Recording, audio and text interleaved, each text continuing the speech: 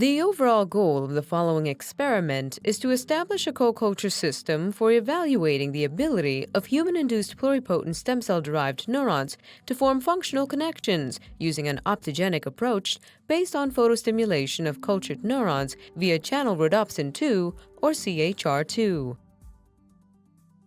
This is achieved by first isolating primary mouse neural progenitor cells, or NPCs, and allowing them to differentiate into astrocytes.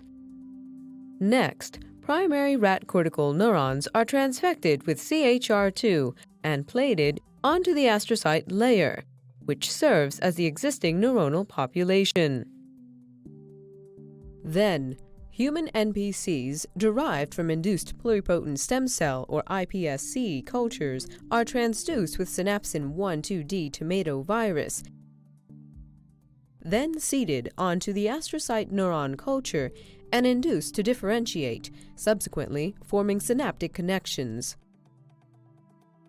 The results show that the iPSC-derived neurons form synaptic connections with rat cortical neurons based on electrophysiological recordings of postsynaptic currents in the iPSC-derived neurons upon optogenic photostimulation of the CHR2-expressing cortical neurons.